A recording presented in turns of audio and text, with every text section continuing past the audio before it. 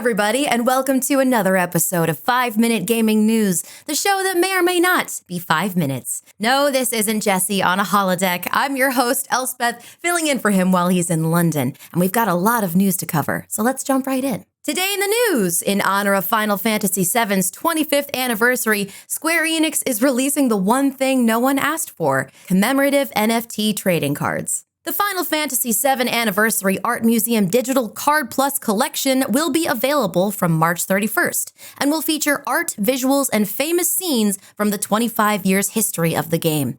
As reported by VGC, each 440 yen, $3.30, pack contains 6 physical cards and 1 digital exchange card displaying an alphanumeric code. There is a particular irony that the game about environmental destruction and fighting against megacorporations now has NFTs. And yeah, pushing NFTs 100% sounds like a Shinra move. But these digital cards aren't your everyday NFTs. Square Enix says that users can acquire as many of these Final Fantasy VII NFT cards as they like, but there's currently no mechanism for selling or transferring them.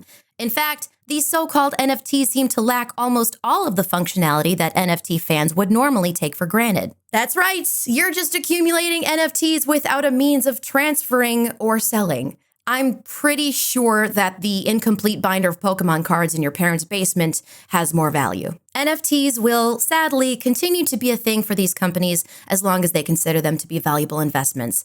And while the tide is beginning to change slowly, I have a feeling that Square Enix won't be changing their stance anytime soon. Ultimately, they're looking out for company interests, and that boils down to making money, which, as we've seen, can divide a fan base pretty quickly. In other news, the Resident Evil 4 Remake has smashed Capcom's charts, selling 3 million units in just 2 days.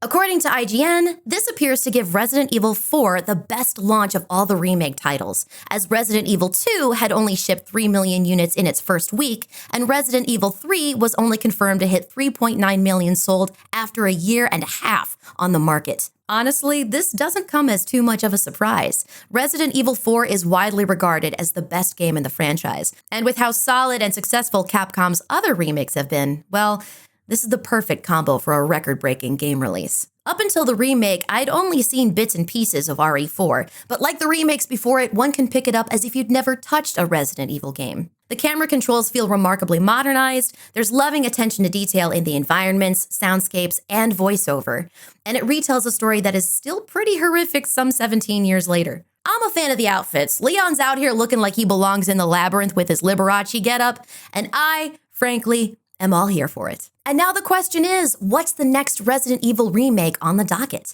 The two that have the fans split are Code Veronica and Resident Evil 5, but both are really interesting choices. I personally would love to see next-gen Chris Redfield punch a boulder in the RE remake engine. And speaking of eliminating things, it appears that EA is cutting 6% of their workforce, roughly 800 people, as part of their overall restructuring plan. EA CEO Andrew Wilson told staff, "As we drive greater focus across our portfolio, we are moving away from projects that do not contribute to our strategy, reviewing our real estate footprint, and restructuring some of our teams."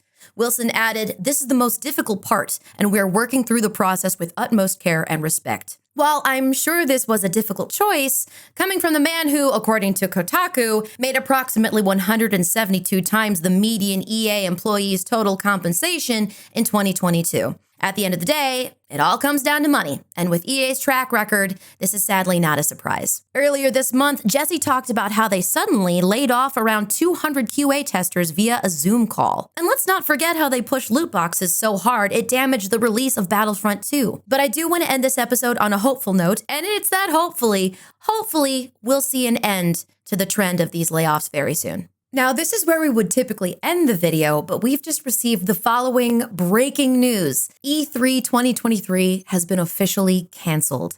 Following IGN's initial report, the ESA issued the following public statement from Kyle Marsden Kish, Global VP of Gaming for ReedPop.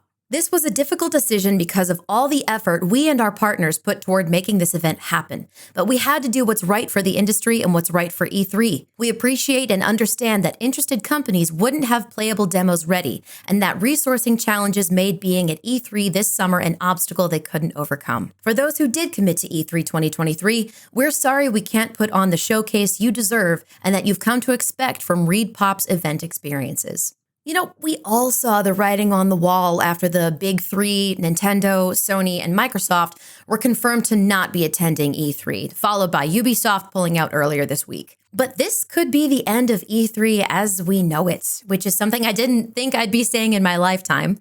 E3 has always been the event, the staple of the games industry. I will never forget how I felt as a kid thinking this was the place. This was the place to be because they had announced things like Halo and they were announcing things like Twilight Princess and thinking, you know, if I ever get anywhere, I want it to be at E3. I want to have a glow up at E3, and it's odd to see where it is now.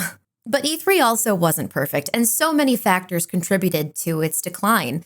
The global pandemic, for instance, or the shift to digital showcases, etc., etc. And sure, we've got the Summer Games Fest to look forward to and the various independent events that will be held this June, but nothing will ever be able to fill the LA Convention Center-sized hole in our hearts. See you, E3. That's it for your 5-minute gaming news. I'm Elsbeth. You can find me at twitch.tv/Elsbeth for more streaming and voiceover junk. And as always, thanks so much for watching. Take it easy, y'all.